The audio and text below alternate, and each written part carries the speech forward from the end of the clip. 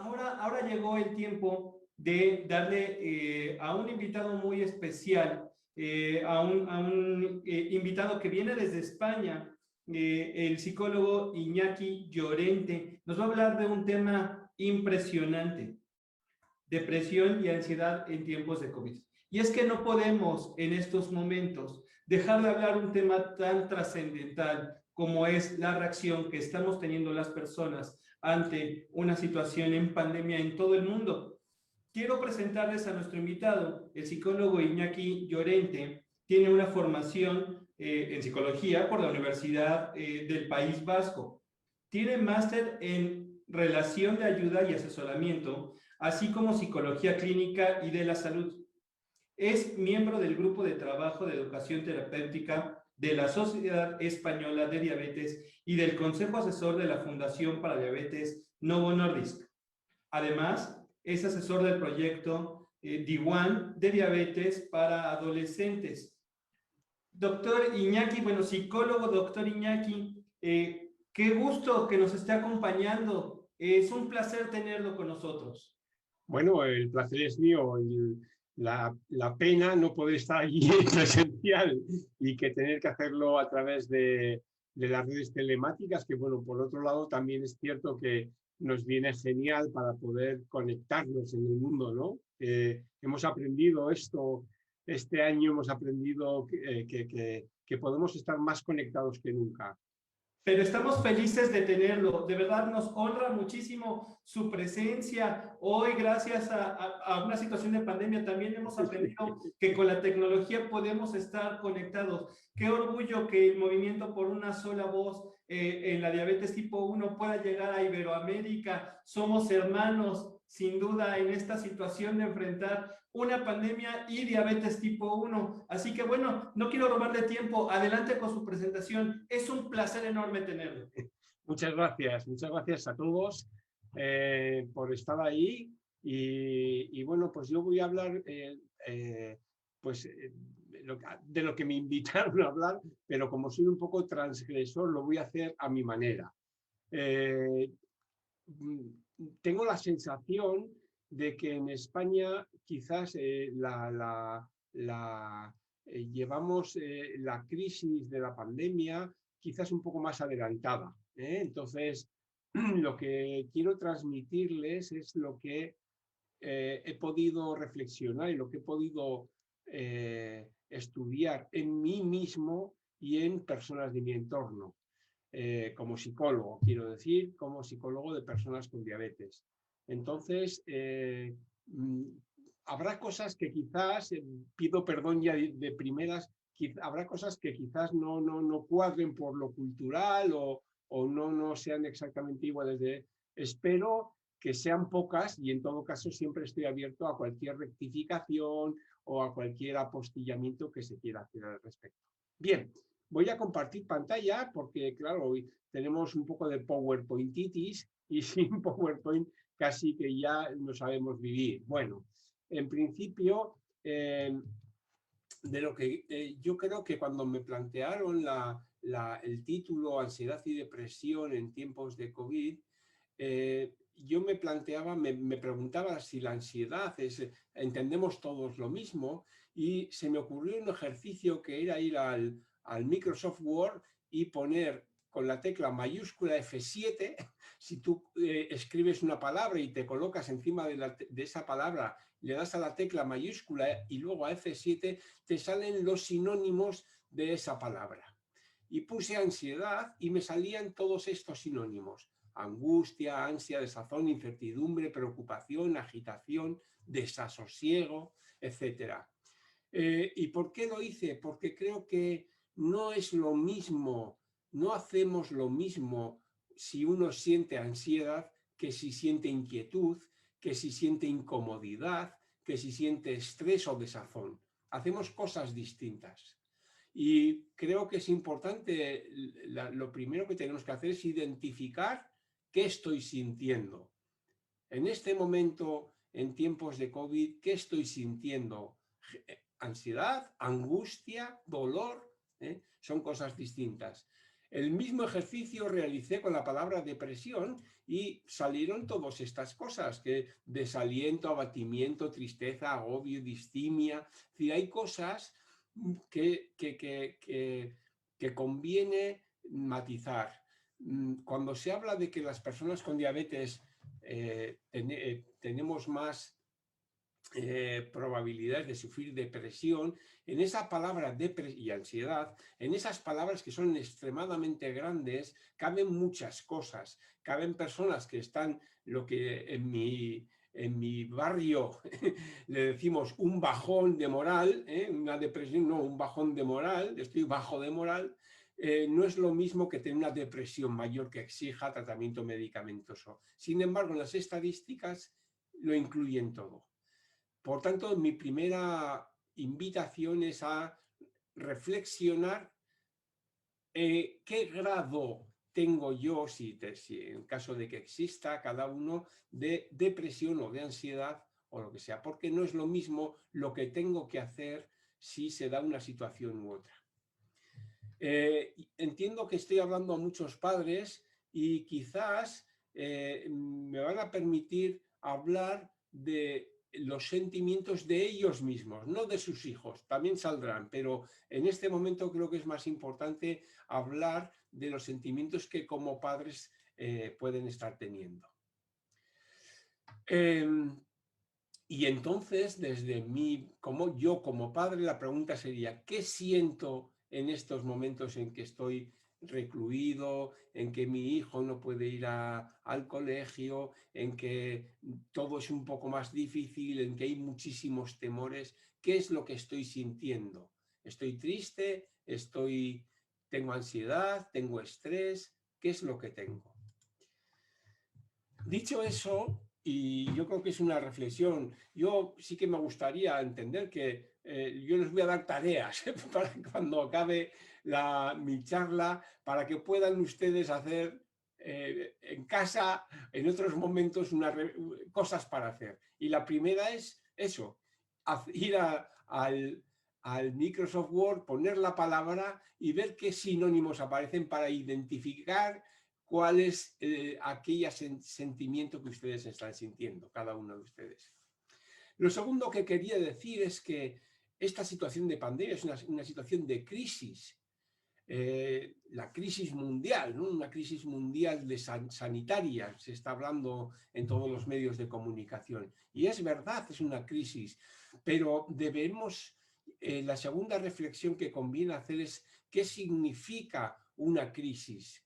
Una crisis es una situación de gran cambio en la vida. Es decir, había una línea en nuestra vida, un ritmo de vida, y de repente algo lo trastoca todo. Eso es lo que significa crisis. Y además lo hizo de una manera inesperada. Yo recuerdo que la semana antes de que España estuviera confinada, habíamos oído en las noticias que en una ciudad de China de 50 millones de personas estaban todos recluidos en casa. Y yo pensaba, aquí eso sería imposible que se pudiera lograr. Que toda mi ciudad, que tiene 300.000 habitantes, estemos todos en casa, eso es imposible de lograr.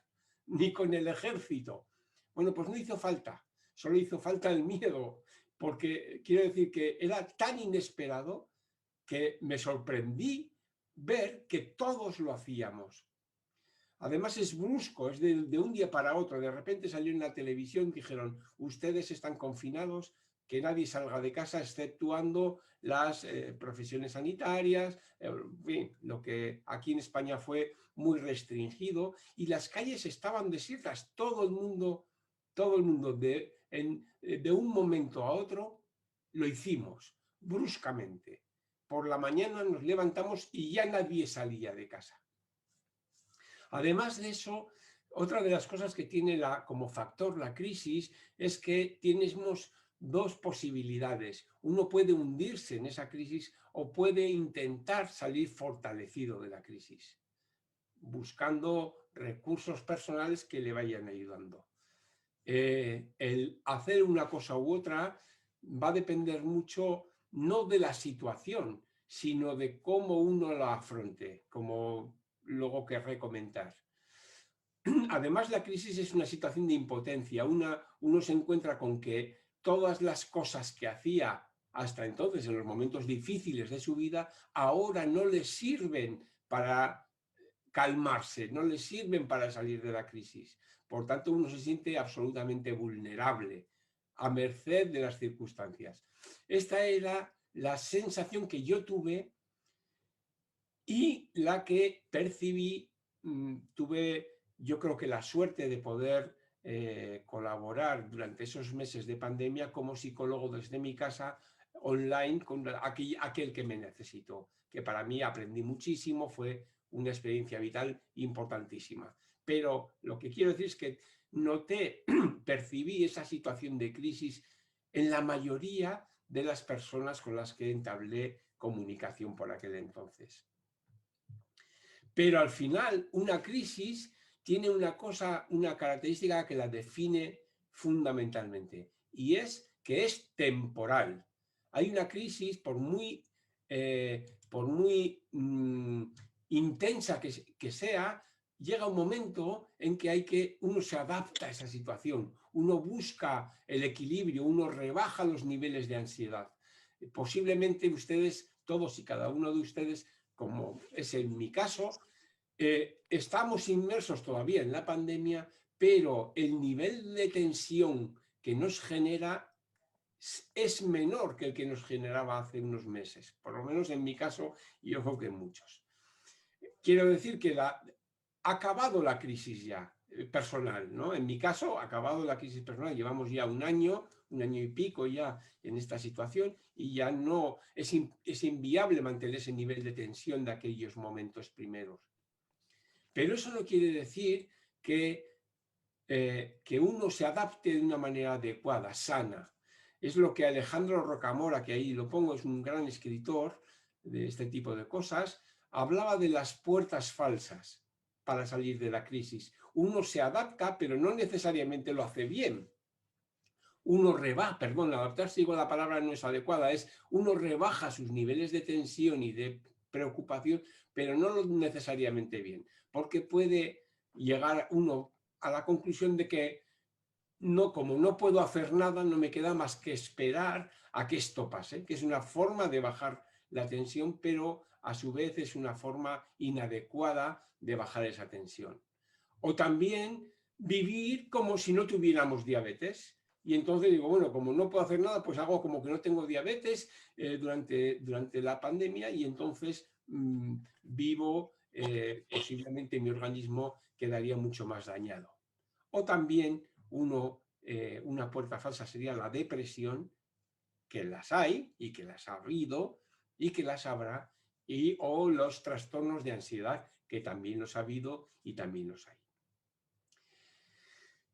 Pero hay una puerta, aquí ya ven que están representados por unas puertas interrogantes, y hay una puerta que sería la puerta correcta por la cual yo creo que habría que pasar estos momentos de dificultad, y es la de adaptarse a la situación.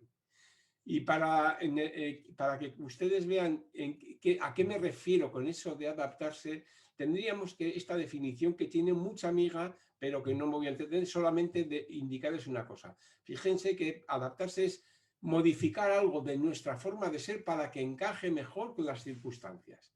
Es decir, yo me cambio, yo me transformo, yo hago cosas sobre mí para que yo mismo encaje mejor con lo que me está tocando vivir. No puedo cambiar esta situación, yo no puedo hacer, si no puedo hacer nada por quitar el COVID-19 de mi vida, de mi entorno, sí puedo cambiar yo para gestionar de una manera adecuada eso. Esta es la situación que nos toca vivir, tengamos diabetes o no. Seamos padres o seamos hijos. Espero que estén de acuerdo conmigo. La pena es que no puedo verles, pero sí que me gustaría, si quieren comentar cosas en el chat, estaré encantado. Entonces, a lo que voy es que hay una situación que en este caso es yo tengo diabetes y tengo unas dificultades porque hay una situación de COVID, y eso puedo leerlo como si fuera una catástrofe, como si fuera una dificultad, o como si fuera un reto, o como si fuera una incomodidad, o como si fuera otras cosas. Cada uno lo lee de una manera distinta. Entonces, aquí para mí lo clave es que la situación no cambia. En España todos estamos viviendo la misma situación. En México todos están viviendo la misma situación. Pero la lectura que uno hace de esa situación es lo que va a marcar el que uno se sienta mal o peor. Bien, es difícil sentirse bien, pero uno se sienta mal o peor. Uno se sienta deprimido o se sienta angustiado o lo que sea. Por tanto, lo importante no es lo que nos está sucediendo, sino cómo nos estamos tomando nosotros esa situación que nos está sucediendo. Y en el tema de los padres, creo que es importante que tengan en cuenta una cosa, que los niños van a ver, cuando los niños con diabetes no saben qué es lo que está pasando, a quienes miran es a sus padres para ver cómo reaccionan ellos. Y según cómo reaccionen, entenderán que es una situación difícil o una situación crítica o una situación angustiante o una situación de vida o muerte. Pero no porque lo tengan no porque ellos lo vean así, sino porque hacen la lectura de lo que sus padres están viendo. Por tanto, la primera tarea como padres que tenemos que tener, en mi caso me incluyo, puesto que yo también soy padre, es, no iba a decir que no se nos note, pero sí entender que los niños nos van a mirar a los ojos y nos van a decir, ¿estoy en peligro o no estoy en peligro? Y si nos ven y ven o intuyen que estamos pensando, estás en peligro, posiblemente la lectura la hagan multiplicada por 10. Es decir, ellos entenderán que si mis padres les agobia, qué terrible tiene que ser, que son unas personas fuertes, son mis pilares. Si están agobiados, si están preocupados, si lloran, si hablan por teléfono y dicen no sé qué va a pasar porque no encuentro fungibles para mi diabetes, para la diabetes de mi hijo, etcétera, etcétera, ellos lo van a traducir como mucho más grave. Por tanto, tengan cuidado a la hora de expresar sus temores, sus miedos, sus incertidumbres, etc. Sigo leyendo mi propia experiencia con el COVID y sí que yo creo que es importante entender que no es oro todo lo que reluce. Y está claro, yo no pretendo decir ni muchísimo menos que esto es algo ilusorio. No. Hay situaciones muy difíciles y yo personalmente también he pasado, yo tengo diabetes y estoy hablando desde ahí, situaciones difíciles por el hecho de estar con esta pandemia mundial. La primera es el temor si el hecho de tener diabetes será más perjudicial para, en este caso, los niños, y en mi caso para mí, por el hecho de darla en esta situación. Si mi diabetes está más en peligro por el COVID. Además, en la relación diabetes y COVID también noté y noto, y seguramente notaré todavía unos meses, es incomodidades en la gestión de la diabetes. Yo me he encontrado, pues, igual les parecerá una tontería, pero para mí era importante. Los primeros meses yo era el que estaba encargado en mi familia de ir a comprar la compra semanal. Iba una vez por semana y compraba todo lo que podía necesitar. Recuerdo que el primer mes que me tocó ir a la compra, me dio una hipoglucemia en medio de mientras estaba haciendo la compra, cosa que en cualquier situación, en cualquier otro momento de mi vida, pues hubiera sido una incomodidad y ya está. Pero en aquel momento lo que percibí, lo que me vino a la cabeza es, ¿qué hago? Llevaba guantes puestos y llevaba mascarilla. ¿Cómo resuelvo mi hipoglucemia sin bajarme la mascarilla? Y entonces ya la fantasía se me iba a que con el azúcar me iba a entrar todos los bichos, todos los bichos que había. Pues claro, son situaciones que al final las vas aprendiendo y que pues que no. Lo segundo que aprendí es que no me vuelva a dar otra hipoglucemia cada vez que vaya a la compra, con lo cual antes de ir a la compra lo que procuraba estar un poquito más alto. Ahí aprendí, pero de esas me ha tocado vivir muchas pequeñas cosas que nos toca vivir sin saber muy bien cómo hacer. Además, otras heridas que hemos sufrido, yo pongo como heridas y rasguños, porque para algunos son heridas y para otros son rasguños, dependerá de cada situación personal, sobre todo con los niños, la dificultad para la gestión de la diabetes.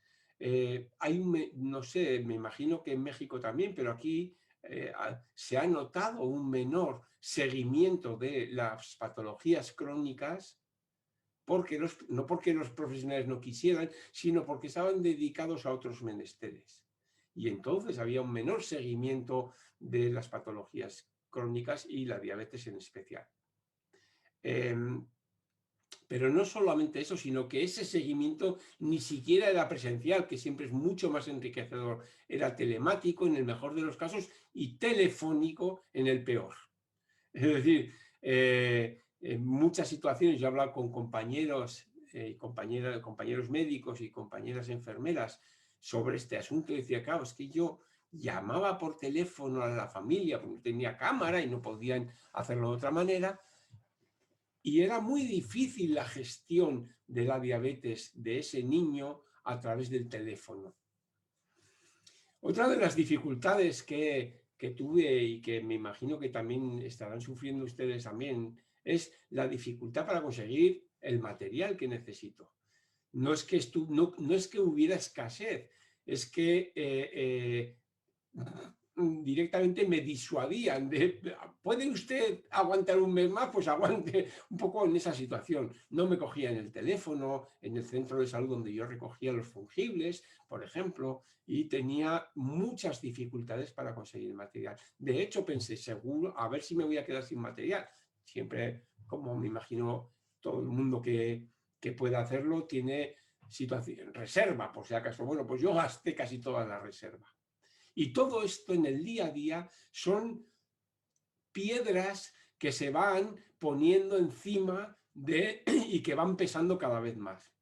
Y encima, si es por el que sale perjudicado y no soy yo, sino que es mi hijo, aún es mucho mayor la sensación que tiene de preocupación. Además de eso, también tuve un impacto y tengo un impacto personal y que quizás tengan también ustedes como padres.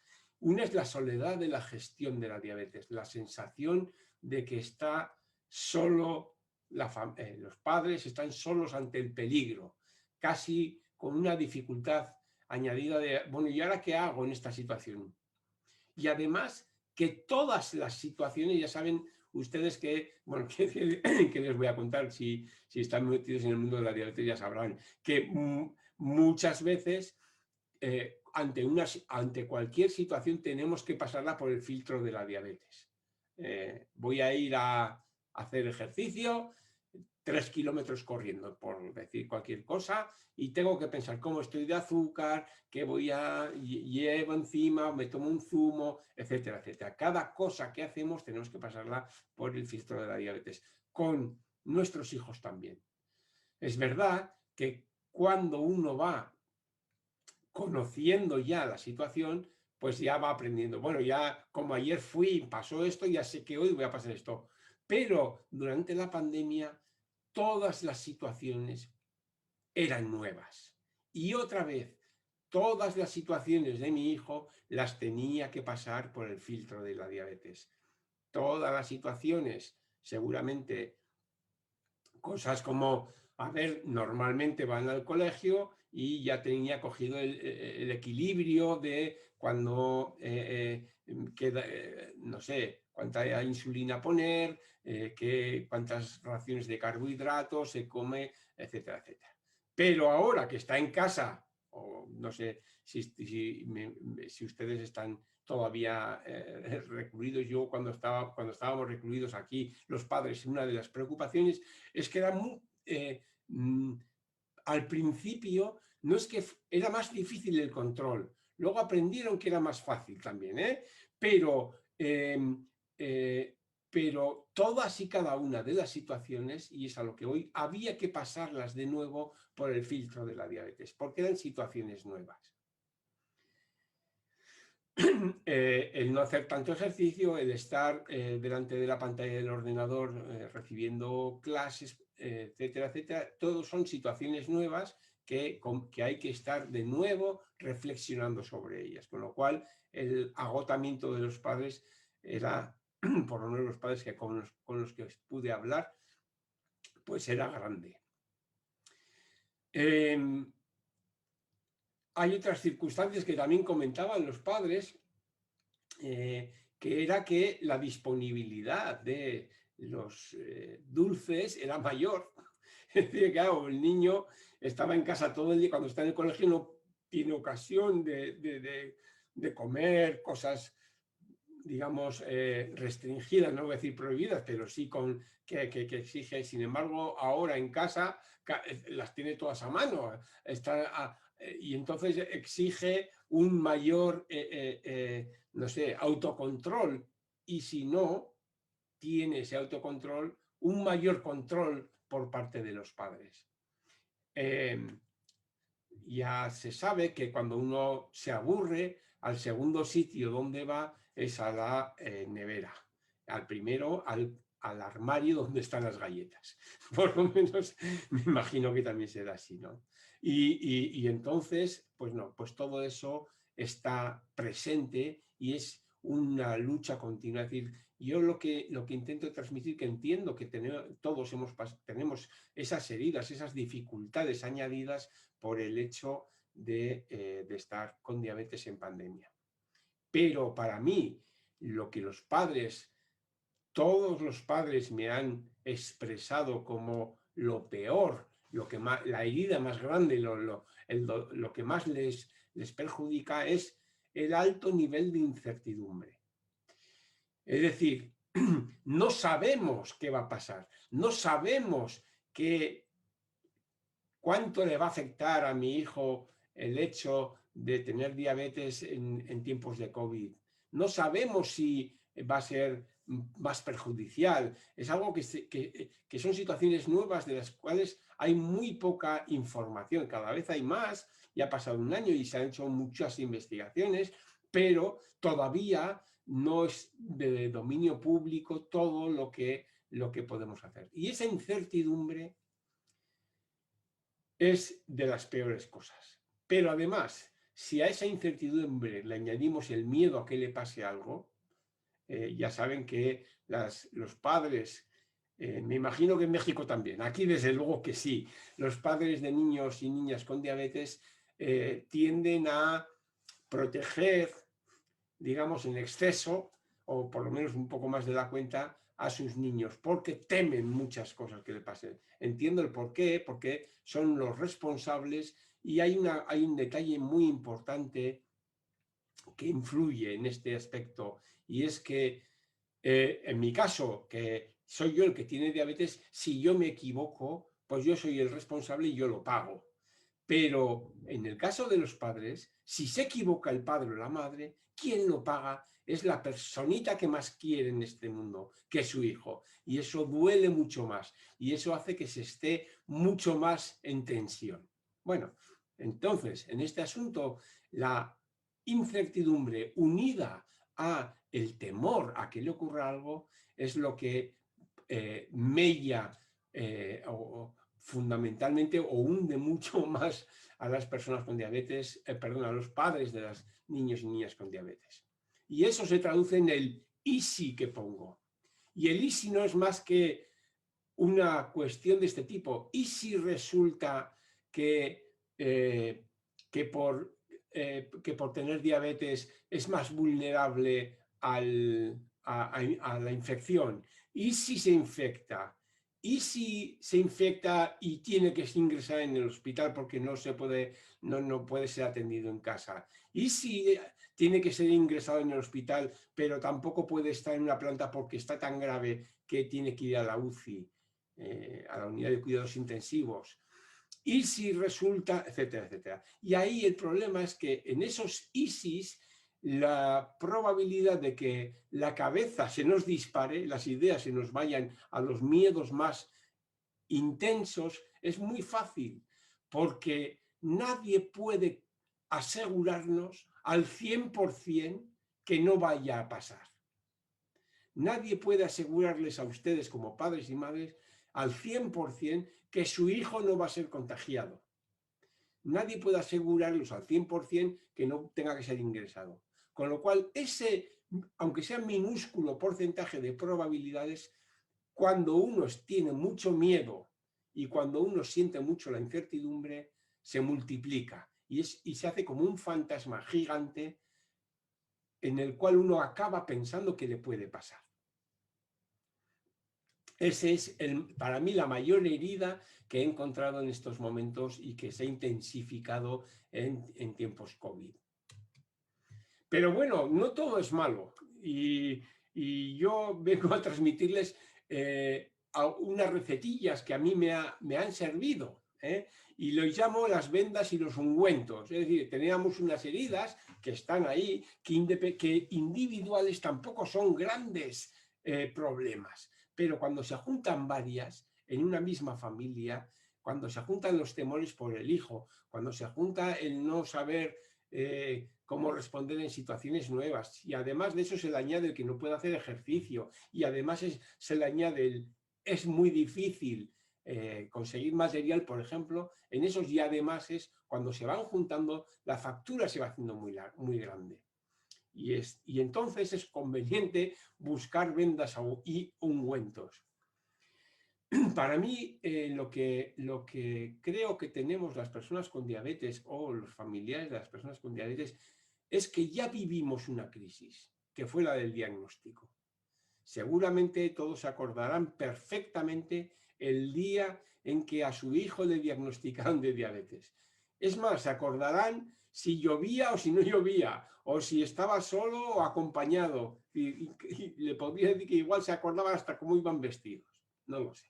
Es decir, porque es un momento, ya hemos vivido esa situación de crisis. Y por tanto, quizás sea el momento de reflexionar qué cosas, qué estrategias personales nos sirvieron y nos ayudaron en aquellos momentos, porque quizás las podamos volver a utilizar. No es ninguna tontería.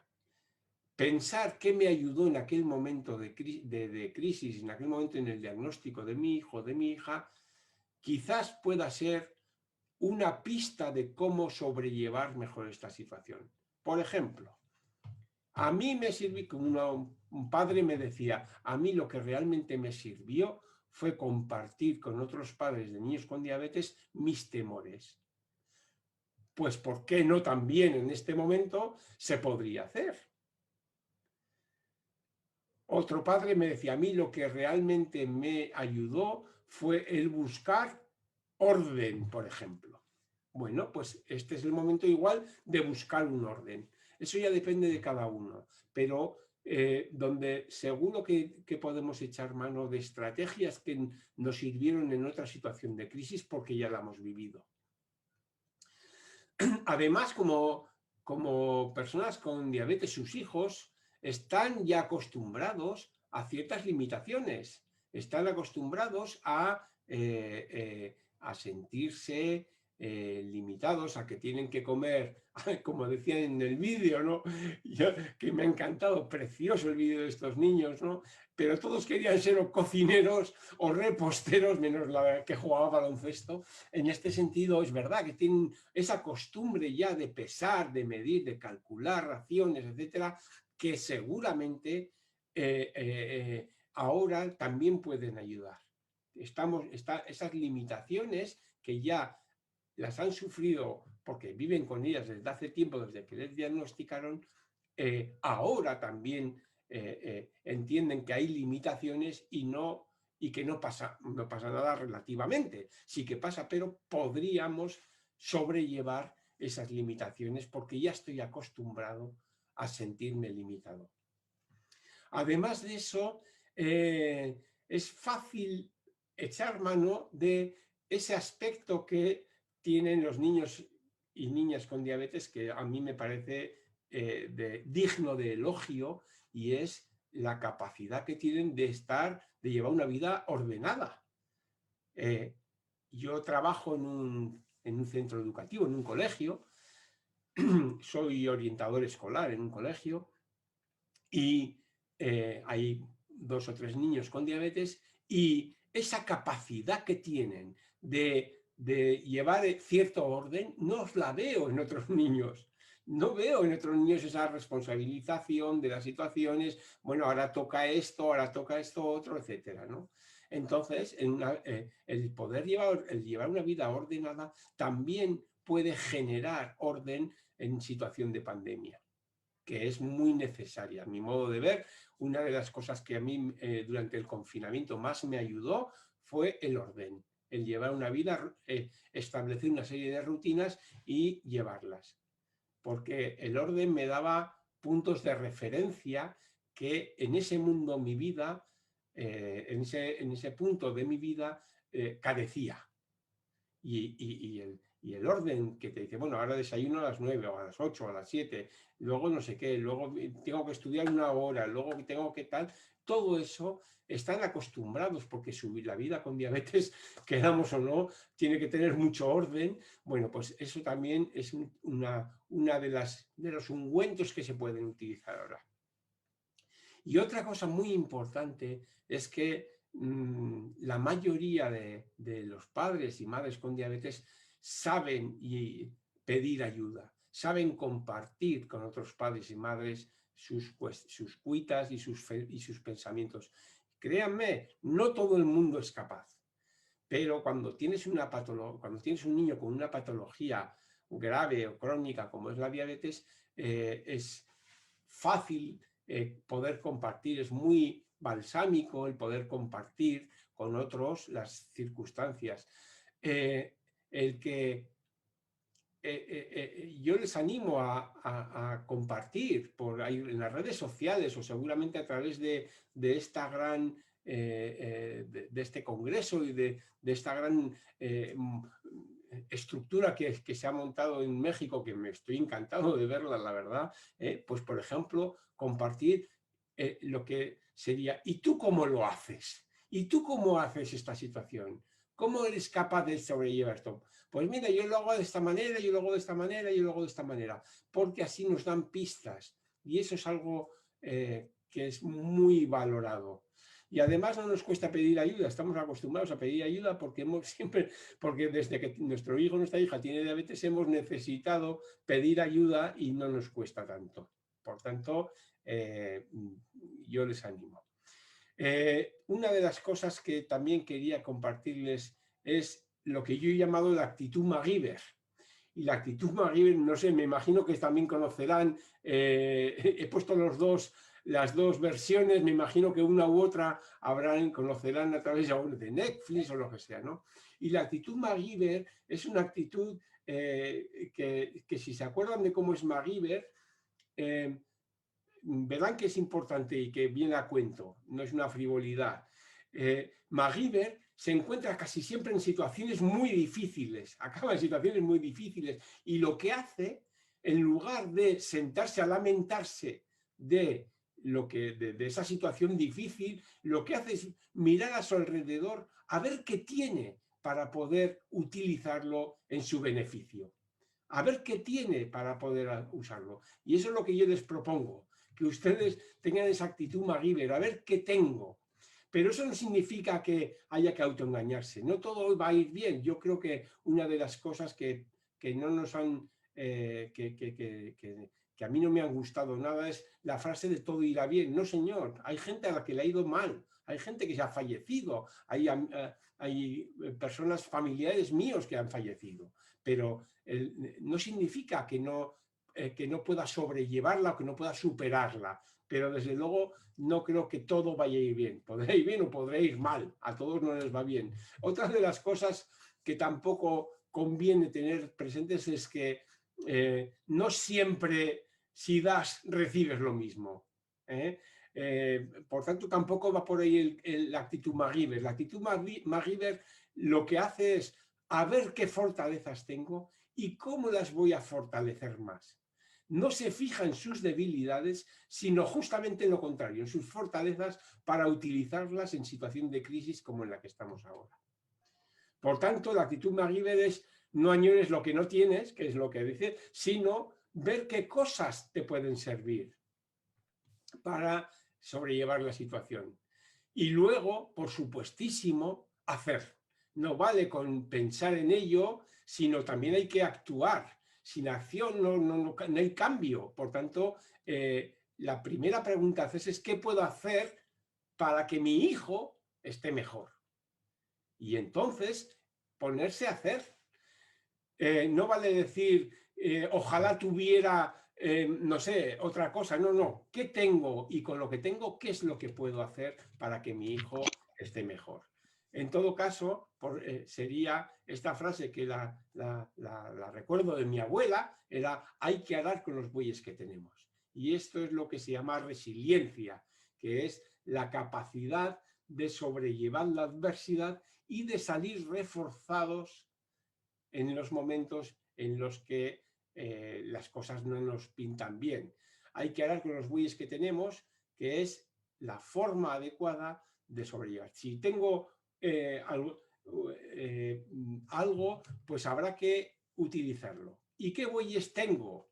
Pues puede ser la autodisciplina, puede ser el poder contar con otros, como ya he comentado, las rutinas diarias, que también he comentado, y revisar mis propias fortalezas, insisto, no mis debilidades, sino mis fortalezas. Soy amable, soy capaz de cuidar, soy generoso, deseo ayudar, pues esas fortalezas que tengo, por ejemplo, en mi caso, la paciencia no sería una de ellas, pero, por ejemplo, sí la generosidad y el amor y el compromiso, por ejemplo, pues voy a potenciar esas porque son las herramientas que a mí me sirven.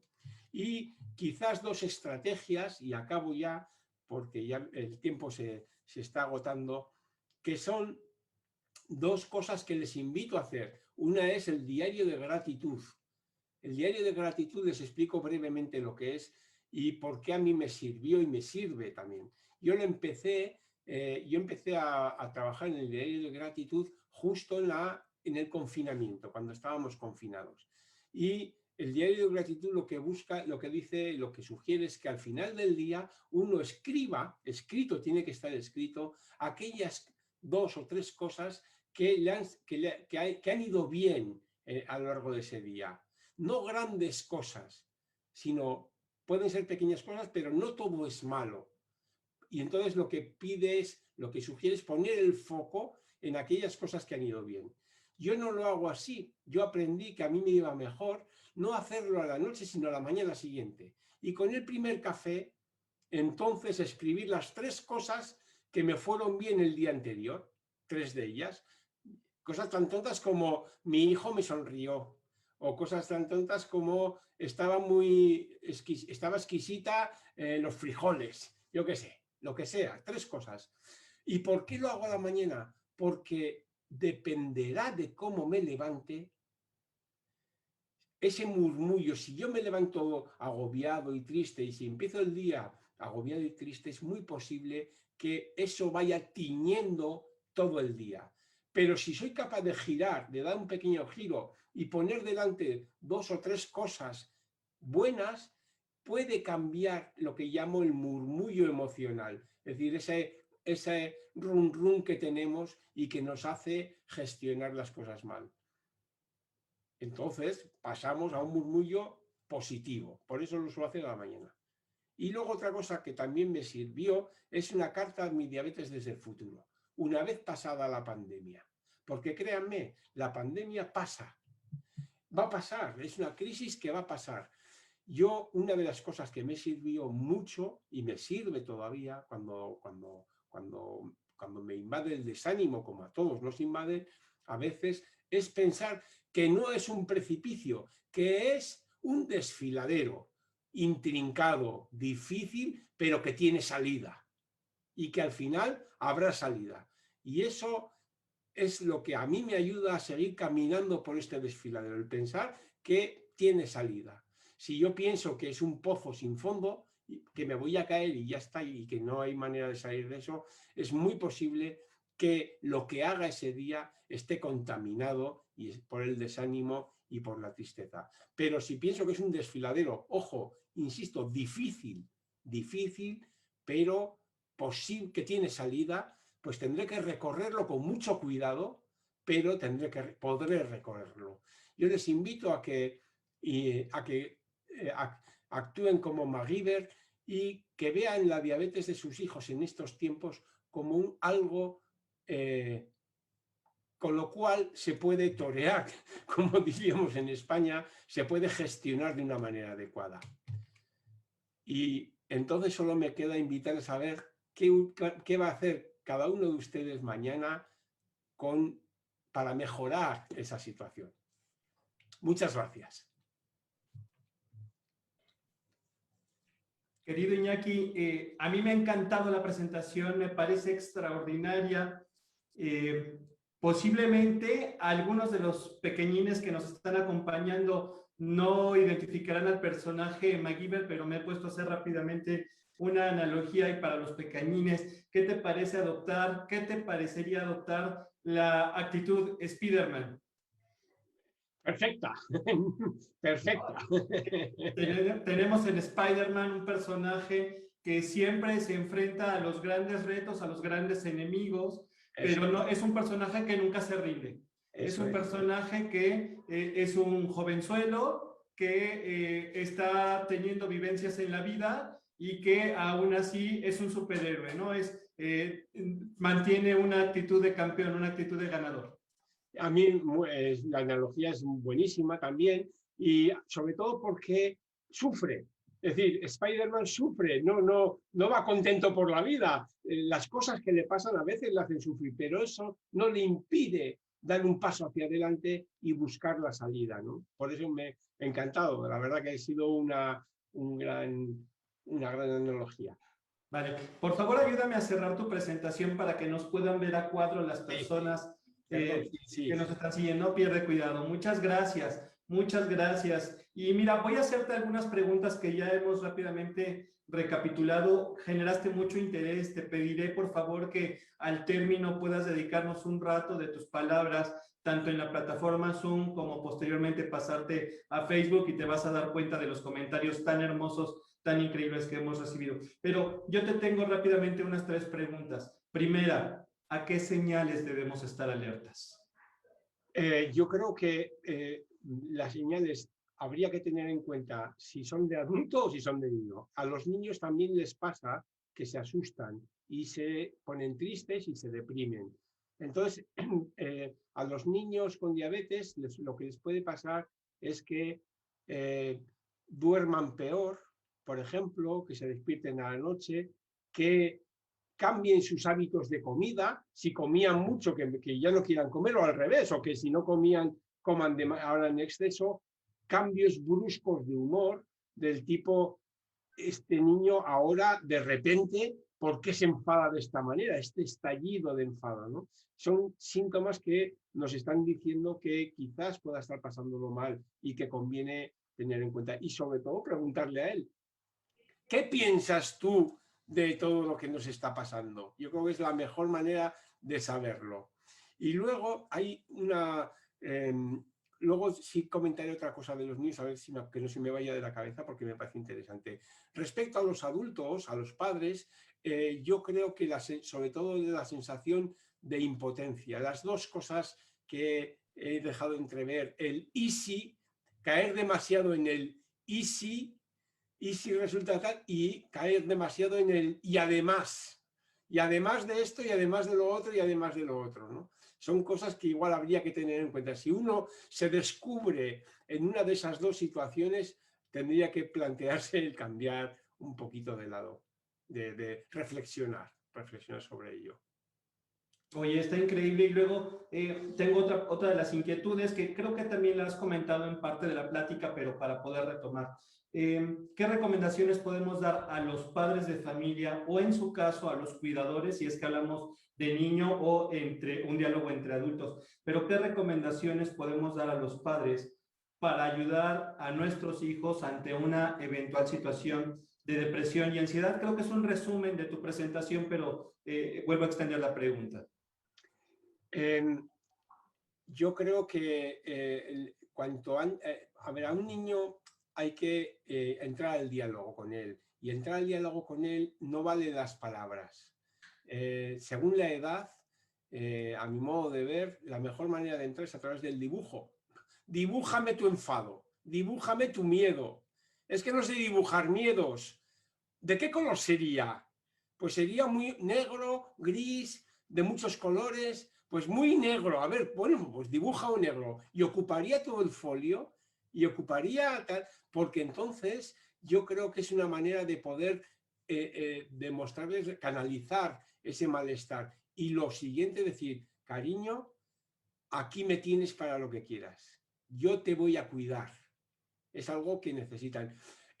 Una de las cosas que más me he encontrado, no solamente en los niños con diabetes, sino a todos los niños en general, primero es la capacidad de adaptación que han tenido. Como he comentado, en mi colegio hay 1.400 alumnos y yo soy el orientador, es decir, teóricamente decía, seguro que este año tengo muchísimo más trabajo por temas de ansiedad, de temas de problemas infantiles emocionales. La realidad es que los que han tenido la mayoría, han sido muchos menos de los que pensaba, se han adaptado la mayoría, pero es verdad que aquellos que lo han sufrido mucho más, porque había una idea de muerte detrás de todo. Una idea de muerte que tiene que ver con la sensación tanto, o bien porque realmente ha habido alguna muerte en la familia, y si no, con la idea de cariño, no podemos ir a ver a los abuelos porque igual les contagiamos. Y entonces ese mensaje les ha hecho sentirse que podían perjudicar a sus mayores, ¿no? Y eso no es bueno. Yo ahí, para mí, y quizás es una tontería, pero hay una diferencia importante en el tapabocas, en decir, es para que no contagies, a que es para que te protejas. Y el tapabocas es para que tú te protejas, no para que no contagies a otros. Y eso hay que dejarlo muy claro.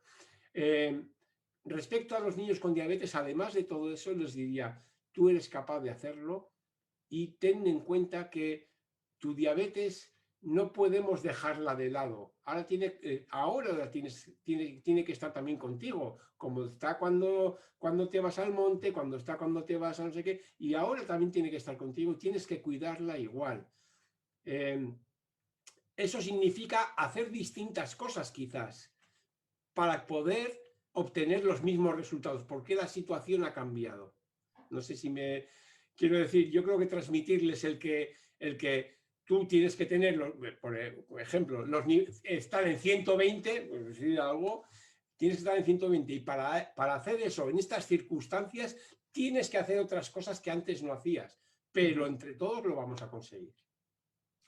A mí me parece con lo que has explicado y me gustaría construir un poco de analogía entre la diabetes y el mundo de la psicología, en el que yo diría que la depresión o el exceso de ansiedad sería muy parecido o muy similar a tener una hipoglucemia o una hiperglucemia. En diabetes sabemos controlarla, pero en psicología, ¿cómo podría controlar una depresión o un exceso de Sí. ansiedad? Yo creo, para mí es importante tener en cuenta que se puede dar, y está muy bien la analogía. Yo creo que la intensidad, por eso uno de mis mayores intereses era que no hablar de depresión ni de ansiedad, sino de grados de depresión y grados de ansiedad. Y hay grados de ansiedad y depresión que son adaptativos. O sea, no tener miedo en estas situaciones es de locos. Hay que tener miedo, claro que hay que tener miedo. Lo que no tienes que hacer es que el miedo te paralice. Y es cuando ya supone un escalón, la hipoglucemia o la hiperglucemia. Yo creo que más hipoglucemia. La hiperglucemia porque te permite manejarte. La hipoglucemia te deja tirado, te deja bloqueado y te deja varado en la playa, ¿no? Entonces, la depresión y la ansiedad te dejan varados en la playa. Y hay que luchar contra eso. ¿Cómo?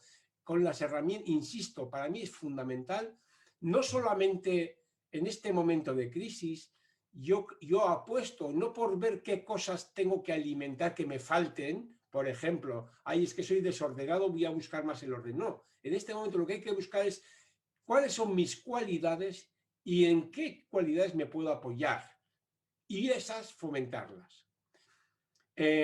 Porque es lo que me va a dar más fortaleza. Lo segundo que hay que hacer es contar con con la familia, sean niños o sean, o los adultos o todo el mundo, o sea, hacer piña. Para mí hacer piña en esos momentos de incertidumbre es fundamental. Y por último, si resulta que no, que uno ve que con sus recursos personales, sus recursos familiares, no es capaz de superarlo, entonces pedir ayuda profesional. Es lo mejor que se puede hacer. ¿Eh? Muchísimas gracias, querido Iñaki. Me escribe Efrén Palomino. Primero que nada, muchas gracias por su aportación tan valiosa. A mí me gustaría saber cómo o qué puedo hacer con mi hijo. Tiene 15 años. Fue diagnosticado en enero 2019. Le hemos acompañado y contamos con redes de apoyo como estas conferencias. Hoy le dije, pon atención a los temas que están más dirigidos a ellos como pacientes, pero le da más importancia al juego en el celular, me siento triste, decepcionado, a la vez me siento que soy un intruso o una autoridad que he interpuesto en su vida decisiones. Espero darme a entender y que me puedan ayudar con algún consejo. Yo creo que en esta situación de pandemia los adolescentes lo están pasando bastante mal. Los adolescentes con diabetes más todavía, porque ven que no hay manera de controlar.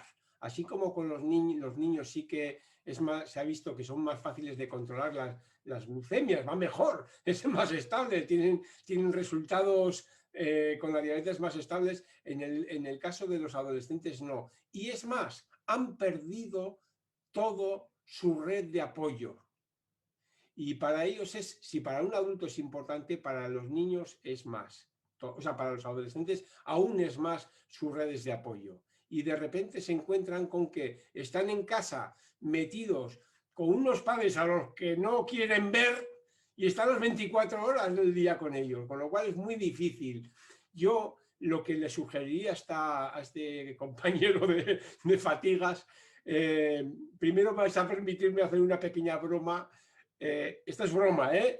Pero mis hijos son mayores y cuando ya son, bueno, ya son mayores, uno está independizado, la otra está estudiando una carrera. Pero bueno, cuando mi hijo pequeño iba a llegar a la adolescencia, que nos preocupaba mucho, decíamos, ¿qué haremos y tal? Y entonces mi mujer viene un día a casa, mi mujer es sanitaria también, viene un día a casa y dice, ya he encontrado la solución.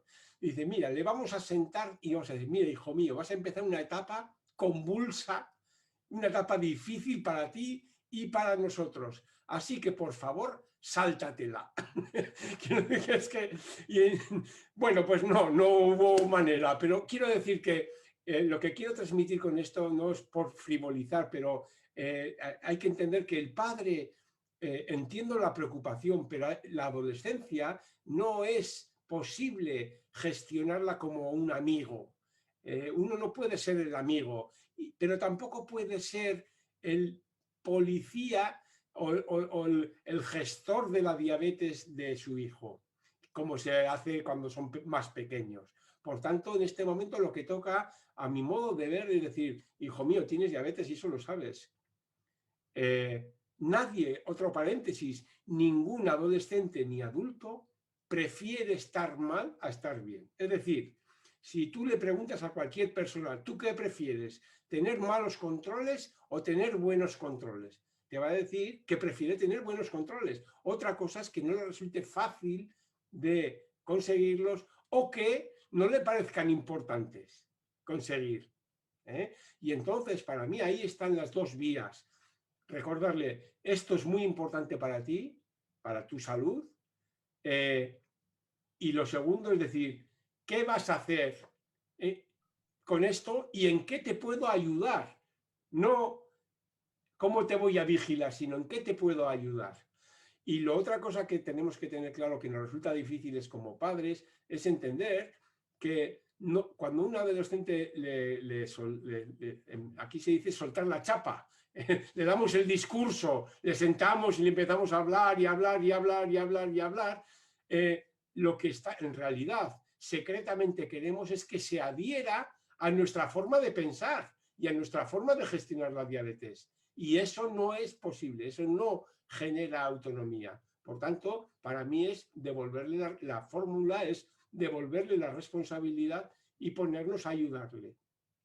Y decirle, vale, engáñame. Yo cuando estoy con adolescentes en la consulta, le digo, engáñame. Ponte un objetivo que para ti sea facilísimo de alcanzar. Que si está en la dirección terapéutica adecuada, ya seguiremos después, que tienes una enfermedad crónica y que va a durar, pero así vas a sentirte capaz de cambio. No, sé que es muy complicado y lo siento mucho si no me da tiempo a explicar más cosas, pero yo creo que esa es la actitud de los padres, es dejar de tratarlos como un niño y empezar a tratarlos como adultos. Si queremos que se conviertan en adultos responsables, habrá que empezar a tratarlos como tal y a dejarles que se equivoquen. Claro. Es un juego de absoluta confianza en el que le decimos al menor, engáñame, pero dime la verdad. Vale. Sí. Oye, me ha encantado tu presentación. Te mandamos un fuerte abrazo hasta España. Buenas noches para ti. Es un placer de verdad que nos estés acompañando y sé que te hemos desvelado un poco, pero te agradeceré que nos sigas regalando parte de tu tiempo. Estamos muy emocionados de que estés con nosotros. Tienes un chorro de comentarios por revisar en Facebook y en Zoom. Así que pues muchísimas gracias, querido Iñaki. Un fuerte abrazo. Muchísimas gracias por tu presentación. Un placer estar contigo. Igualmente, queridos hermanos de México, a ver cuando nos vemos. Un fuerte abrazo para todos.